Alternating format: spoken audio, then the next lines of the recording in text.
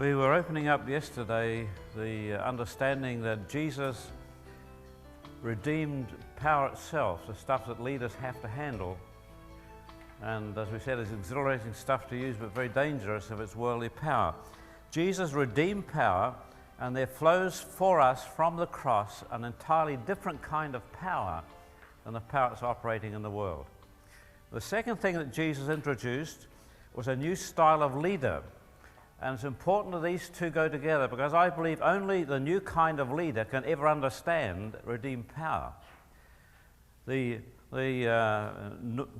was going to say normal, the ordinary kind of leader cannot understand redeemed power because it will not do for him what he wants to be done. So the two have to go together. And Jesus has introduced in his own person a leader who has these two characteristics. Number one, he is a servant by nature. We'll come to that later. Servant nature. And number two, he's got beyond the status syndrome.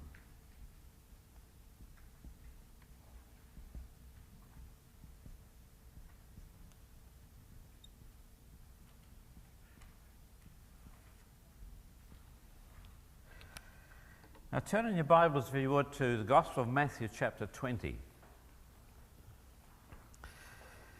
Matthew 20 and verse 20. Then the mother of Zebedee's sons came to Jesus with her sons, and kneeling down asked a favor of him. What is it you want? He asked. She said, grant that one of these two sons of mine may sit at your right and the other at your left in your kingdom. You don't know what you're asking, Jesus said to him. Can you drink the cup I'm going to drink? We can, they answered. Jesus said to them, you will indeed drink from my cup, but to sit at my right hand or my left is not for me to grant.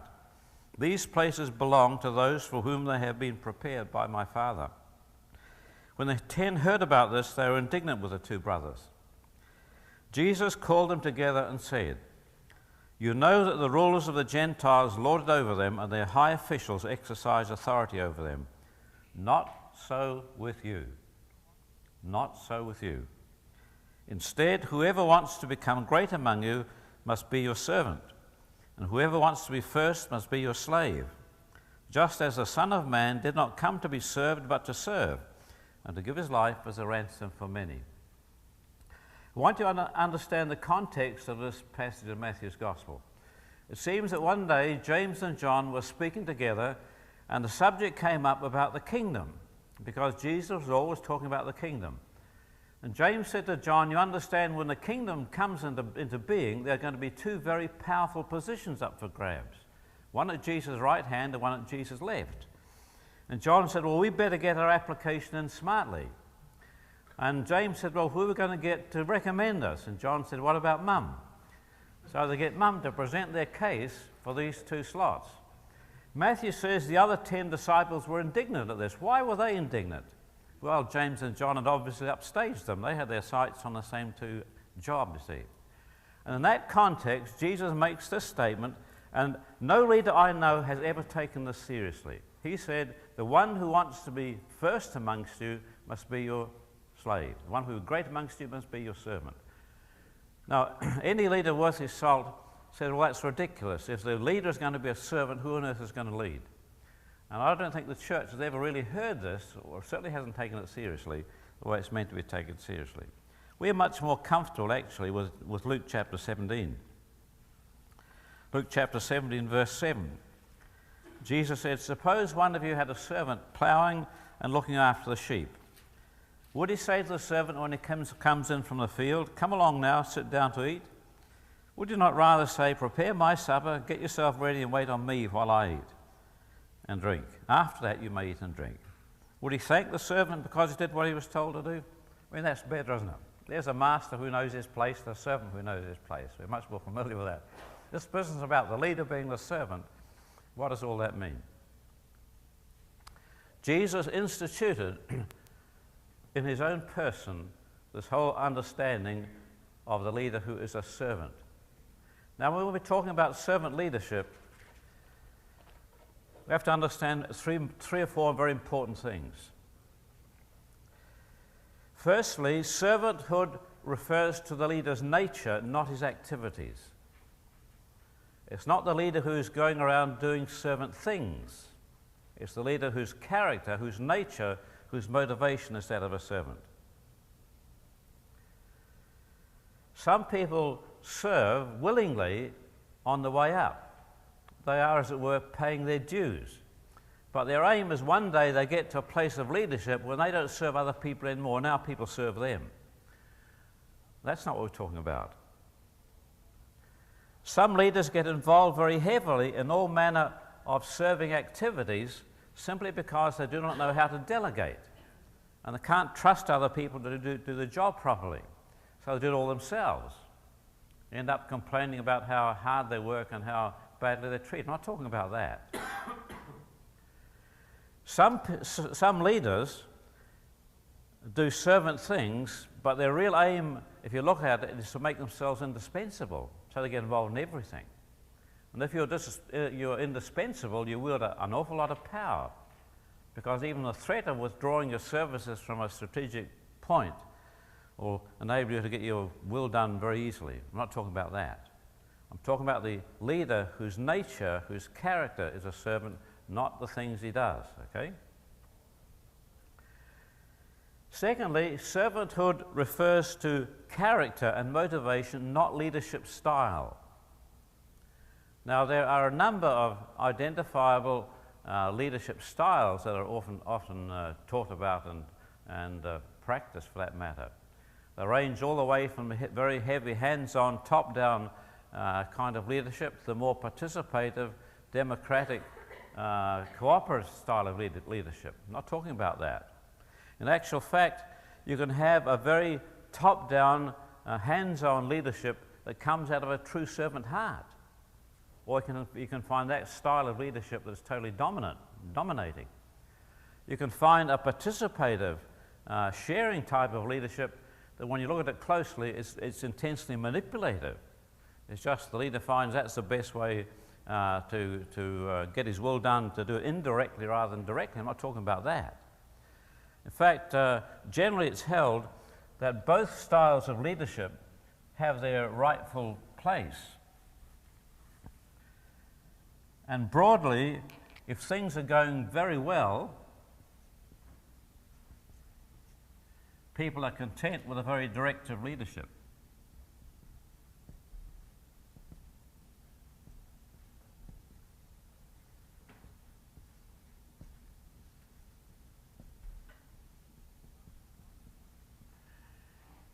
If things are in crisis point,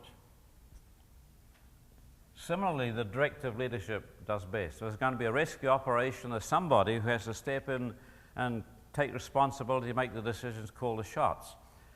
In between those, in the intervening stages,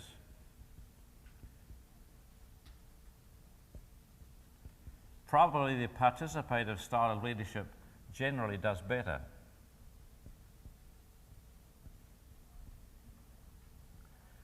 But what I want to emphasize is that those can come either out of a servant heart or out of a natural desire to dominate or to get your will done. I'm not talking about leadership style, okay?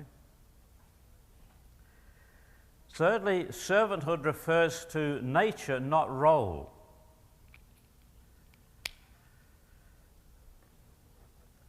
One of the marks of a servant leader is that you can give him leadership, he remains a servant. You can take leadership from him, he remains a servant. His basic motivation is a desire to serve. If in a situation he discovers that the best way he can serve people is by leading them, then he will lead. But if somebody comes along who obviously can lead better than he can, he will very happily hand over leadership, because basically all he wants to do is to serve. He'll find some other way of serving. That's what Jesus is talking about. The leader who is by character, by nature, by motivation, a person who wants to serve. Now, the primary biblical model of the leader is that of the shepherd. because essentially the shepherd is there for the sake of the sheep and not the other way around. And here are some characteristics that I believe exemplify the essence of servanthood as far as leaders are concerned. Number one, the paramount aim of the servant leader is the best interests of those he leads. The paramount aim of the servant leader is the best interests of those he leads. That requires that leaders know their people. You cannot serve people unless you know them. And I want us to reflect just a few minutes on this whole business of how leaders know their people. The knowledge of persons is by no means self-evident. If it was self-evident, we wouldn't have half the problems we do with it. It's not a simple thing to know a person. Here are some of the important points for you to reflect on as far as knowing people are concerned. Number one, we know with our spirit.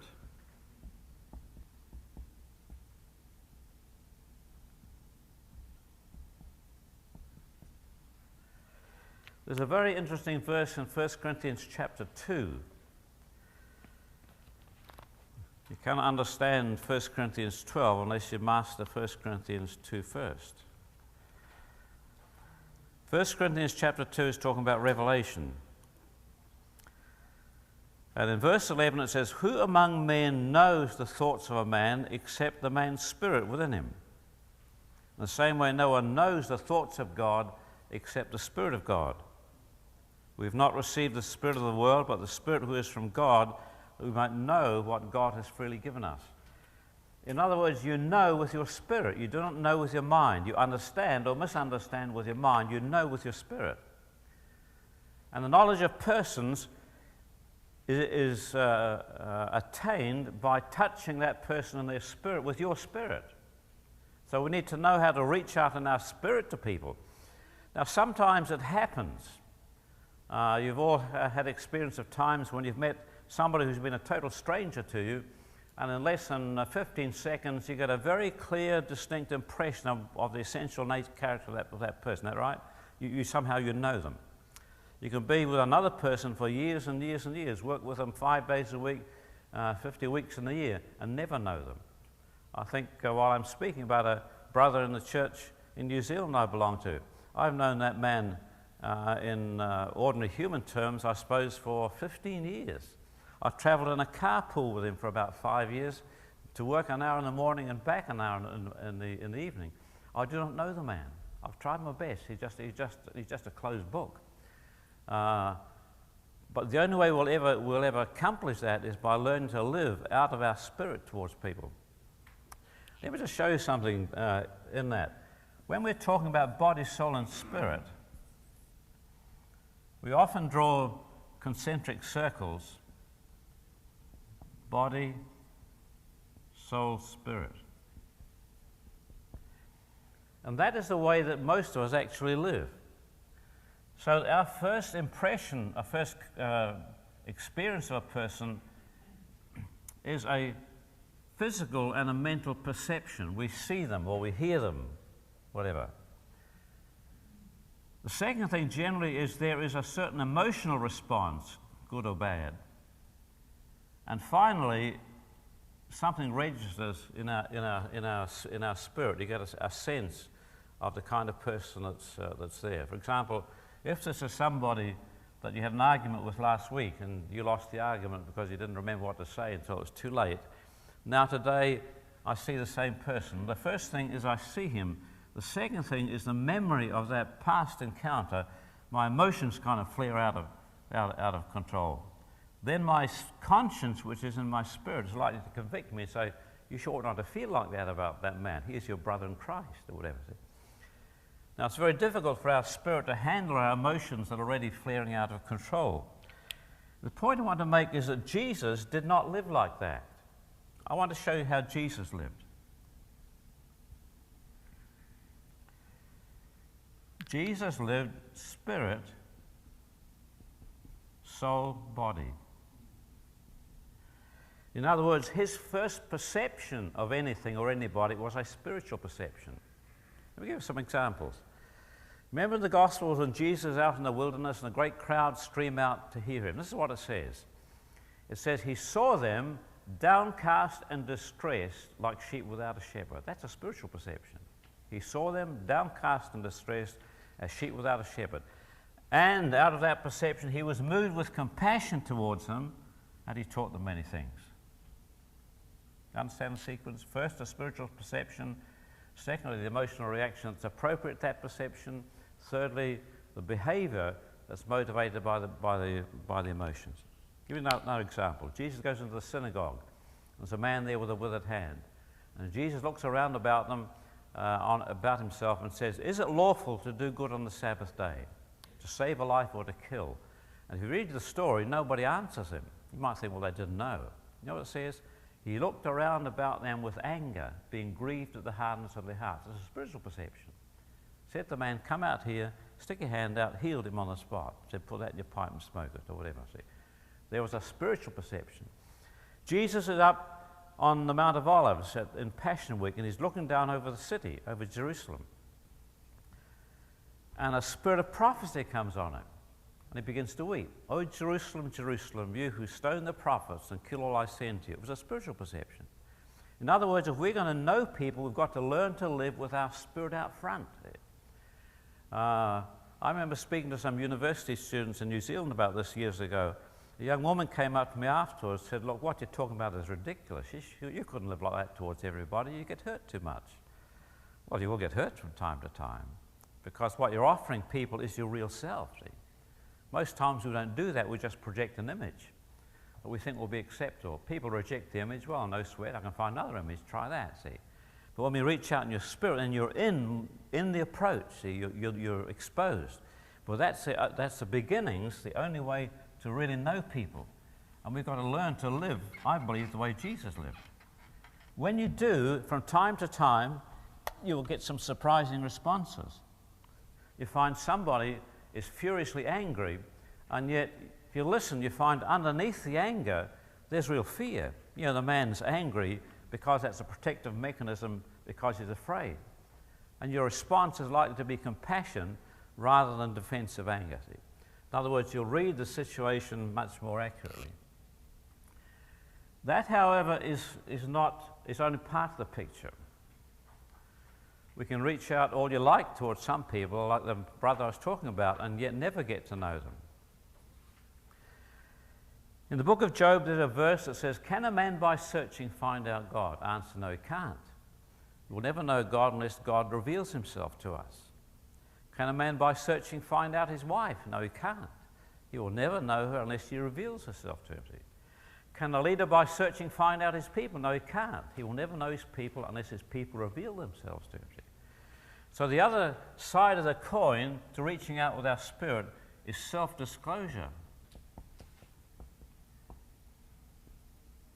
You will never know your people unless they show themselves to you. Now, you can't compel that. And we have to respect people's privacy and people's moral integrity. God does, see. I think one of the tragedies of our life as Christians very often is that we reach out towards somebody who's in need or somebody we've got a burden for, and we knock on the door of their heart. And nobody answers. And we knock again, and nobody answers. Knock again, nobody answers, so we go off somewhere else. See. And the person opens the door and there's nobody there. See. You know what it says about Jesus? He says, behold, I stand at the door and knock. And knock. And knock. And knock. Did it for years with us, didn't he? Knock. So one day we opened the door and there he was, see. So we have to create a climate within which people will feel safe to disclose their real self to us. Self-disclosure.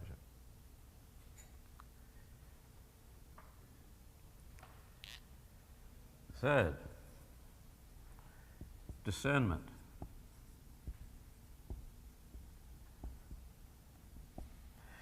Let me add something here about this business of openness, however. You will never lead people unless you know them. You will never know them unless they reveal themselves to you. They will never reveal themselves to you unless they trust you. This self-disclosure requires that we build an atmosphere where people can trust us and trust themselves enough to be open to reveal themselves. So they'll never disclose themselves to you unless they trust you. They'll never trust you unless they know you. People don't trust strangers. See? They will never know you unless you are open to them. Do you understand? And I say that because many times, particularly in churches, the least open person in the whole organization is the leader. See? He encourages people to be open with him, but he's dead closed as far as openness towards other people are concerned. We have to take the same risk with other people we expect them to take with us if you're really going to know them. See? There has to be vulnerability on both sides. So openness is critical. Thirdly, there's this business of discernment. In other words, even when the message is received, it's possible for us to make mistakes. You ever had an experience of meeting somebody and after a while you thought, what a stuck-up character he is? And then when you got to know them better, you just go, you're not really like that at all. What was wrong? Well, you just made a mistake. You just read the message wrong. See? To read the message right requires discernment. Now again, what do we mean by discernment? When I went to school years ago, in English, we used to have to read a lot of the English classics, Dickens and Thackeray and Walter Scott and Jane Austen, all those people. The educational theory was this: if you read enough good literature, you get a deposit in your mind as to what good writing is like. So when you read that story, that article, you've got some basis on which to make a judgment of whether that's good writing or not. That's discernment. How do you discern? Same with music. A musician gets educated ears. So he's listened to so much good music, he's got a deposit somewhere in the back of his mind. He can tell whether that tune, whether that's music or not. The artist the same. See? How do you discern people? In exactly the same way. Exactly the same way. In other words, we need to learn, I believe, to be far more reflective about our own inner states. Because that's the deposit of living life, the interior life of a person. That's the only basis upon which I can judge other people. For example, I know when I strike somebody who at bottom is grieving over something because I've been through that. What's more, I've observed myself in that state. See, I've learned from it. There's a deposit there. Most times we waste, I think, many of the experiences we go through because we want to put them behind our back, get over it, and get on with life. And we've lost all that stuff there, see? We need to learn to go back through that thing, see? I know when I strike somebody who's afraid because I know what fear feels like, see? Or somebody who was angry, I know the taste of anger. See, understand what I'm saying? No. That's why older people ought to be better at reading other people than younger people, but many times they're not because they haven't made use of the experience they've lived through. See? And we need, I think, to be much more reflective about the things we go through and realize that is building up my discernment of what a person's inner life is like so I can read other people when they disclose themselves to me much more accurately. That's discernment. On top of that, from time to time, the Holy Spirit may give us a supernatural gift of discernment. But as we said yesterday, natural gifts and supernatural gifts are a continuum. They flow together, not two separate boxes. And I suspect that it's only when we're working hard at our natural capacities to discern, from time to time, God will add the supernatural dimension to that when it's needed. Fourthly, we need imagination. In other words, to understand people, we need to some extent to be able to stand in their shoes, imagine ourselves in their frame of reference, and see the situation from where they stand. And people without that capacity for imagination often make gross misjudgments of people just because they're reading it from a wrong perspective.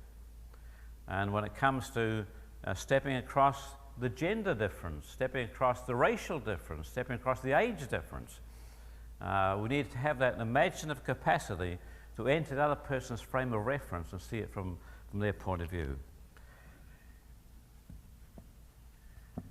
Now, the point I want to make out of all this is that as far as leadership is concerned, if you want to serve people, if there's a true servant heart, the paramount concern of the leader is the best interests of those he serves. If you're going to serve their best interests, you've got to know them. It's not a waste of time to know them. Secondly, the paramount satisfaction of the servant leader is the growth and development of the people he leads. Now, the paramount satisfaction of the natural leader is his own fulfillment, his goal achievement, the success in his career, the success in his ministry, or whatever. The servant leader's paramount satisfaction is in the growth and the development of others. Paul expresses it many, many times. Death works in me, he says, but life in you. Now, it's very important because, you see, many, many times leaders share with their followers what they know, but only up to a certain point. They make sure that somehow they're always a step ahead of the people they're leading, because that difference, that space, gives them their authority, gives them their lead. And so the people can never develop further than their leaders because the leaders hold them down there. Sometimes, many times not consciously, but generally they hold stuff back because that's what guarantees their place. You find in the church that teachers will teach their congregations most of what they know, but not all, see. Because if they tell them all they know, then they've made themselves redundant. You find that people in ministry will hold back very often some of the skills and some of the insights because that always gives them a place. And leaders attempt to do that. Now, I think the mark of the true servant leader is he wants his people to know everything he knows, see.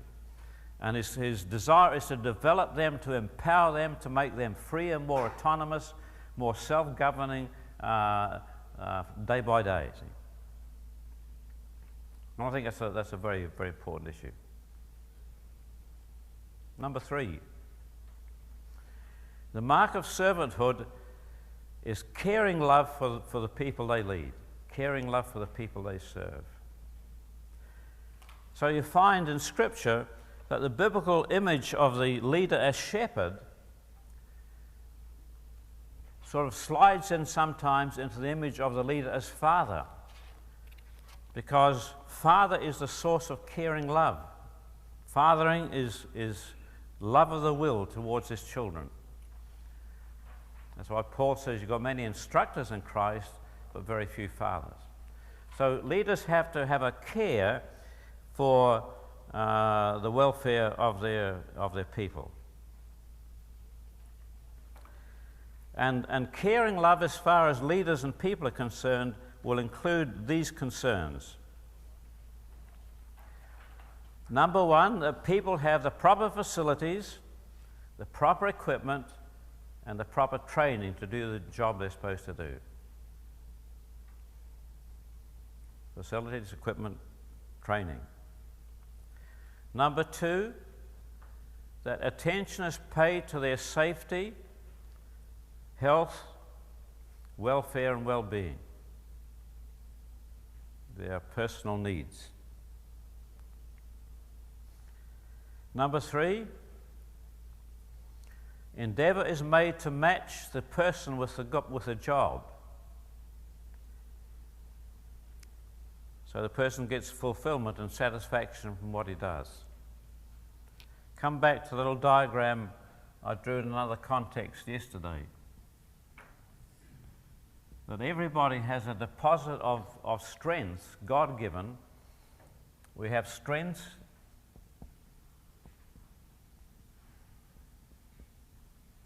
and we have limitations. Both God-given. Our strengths are to enable us to serve people. Our limitations are to leave a space in our life for other people to serve us. Now, if this rectangle here represents a person's strengths, this rectangle here can represent the job's requirements. The space in between here, where what the person is motivated to do and what the job requires to do, presents no difficulty for the leader. In fact, that's what gives a person his value for the job. He will never need to be motivated to do that part of his duties. Never need to be managed. He is self-motivating. He'll do that till the cows come home. Over here, however, you've got a problem, because here are some things the job requires to be done and the person is not motivated to do it. Not that he can't do it, they are can-do skills, but they don't give him any satisfaction. Sorry, this one down here we're talking about. Things that the job requires the person to do and he's not motivated to do them. For example, this thing here may in certain circumstances involve meeting a deadline. Now anybody can meet a deadline. Everybody understands if something is to be done on Tuesday, everybody knows Tuesday, knows what day of the week it is, that's the deadline. Some people love meeting deadlines. I mean, if the thing's to be due on Tuesday, by Monday lunchtime, everything's tied up and stamped and there it's on the desk and they're off on next week's work. I can meet deadlines, but I very rarely do. I always struggle to meet deadlines, see, because I'm not motivated to do it. I can understand how to do it. Now, these areas in a person's life are where they'll always fall short in their performance. They'll never get a great deal of satisfaction from that, and that's where they're always liable to be mediocre at best. The problem often is, you see, the last person in the job had no problems with that. They loved meeting deadlines. So the boss said, well, the last girl I had doing this job never failed me once. Why do you struggle with it? See? Difference in motivation. See? So if you talk about management by exception, that's where the person needs to be managed. You may need to set up strategies or get some extra help to do that part of the job if you want to keep the person here for the value they are to you for this area here. Over here, there's another area of dissatisfaction for a person. The person has things he wants to do, but there's no room for them in the job. And again, he'll do one of two things ultimately. Either he'll do that off the job, find that satisfaction elsewhere, or he'll shoehorn that into the job whether it belongs there or not. Now, if you've got a person, for example, who is an innovator, and you put him in a job that's running exactly the way you want it to run, he'll always insist on changing it. See, why? Because he's got an innovative, a need to change things, and you try to push that into the job whether it applies or not. Now, this is the main source, I discover, of people's dissatisfaction with their jobs, things that they want to do and somehow they don't get a chance to do it. One of the things that had a fashion for a while, probably still has in the business, is what's called job enrichment. So there's a person who's dissatisfied with a job, give them more responsibilities. It's all right in theory, but if you don't know the person, you may add some more stuff on here, extra things to do, again, they're not motivated to do. So our care for the person in terms of matching the person to the job has to take account of these things here. Now, we never get a perfect match, obviously, in this fallen world. But we have to remember that although you can change the job, the parameters of the job can be changed, you cannot change the shape of the person's motivations. That is innate, they're born like that. And care for people on the part of the leader is to recognize that the person, if they're going to find fulfillment in their job, there has to be a good match between what the person is gifted to do and what they're required to do. Okay? Number 4, every person is given encouragement, opportunity, and assistance to develop their potential and advance their chosen career. Everybody is given assistance and encouragement to understand what their potential is and to develop that potential. Number 5, personal needs and concerns are not sacrificed to corporate goals. Care for the person is a care that his needs and his concerns are not sacrificed for the sake of corporate goals. Number 6, everybody has opportunity to engage in work that will meet their financial needs and adequately reward skill and application initiative. Everybody has a chance to be involved in work that will meet their financial needs and adequately reward skill and effort. And finally, when a person needs help, they can expect understanding, compassionate, and practical response from their leaders. When a person is in need, they can expect to get practical understanding and a compassionate response from their leaders. That's caring love. Something like that. All right, back to the essence of servanthood. Number 4, there is a willing acceptance of obligation.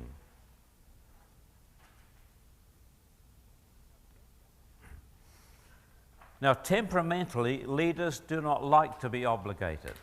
They like to be free, like other people to be obligated to them.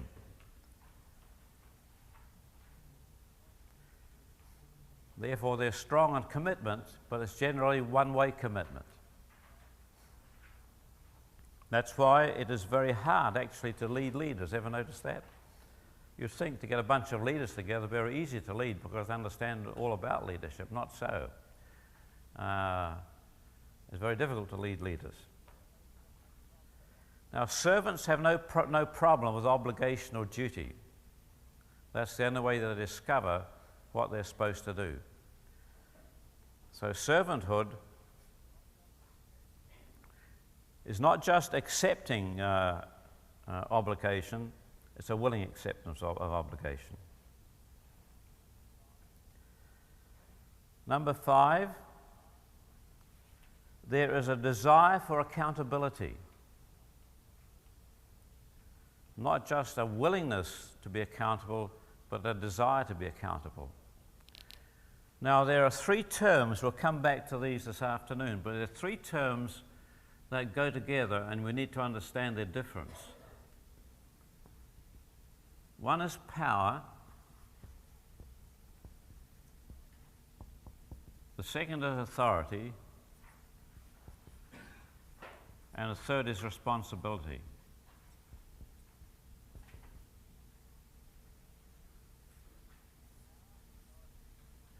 And power, authority, and responsibility have to be equal.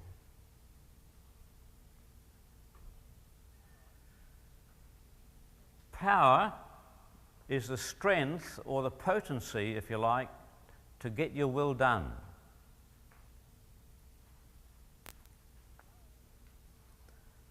Authority is the right to represent the power source and the right to exercise the prerogatives of power. Come back in more detail to that this afternoon. Responsibility is the accountability for results.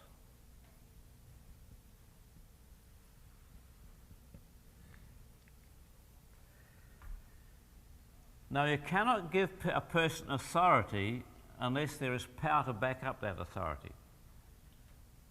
Otherwise, it won't work.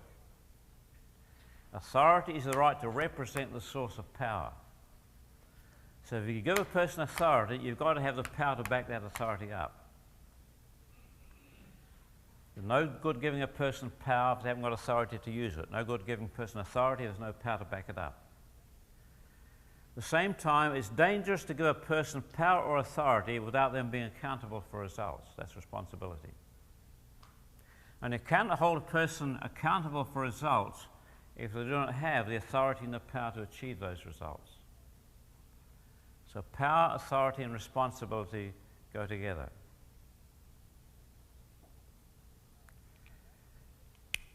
Now again, the natural bent of leaders is towards freedom and independence.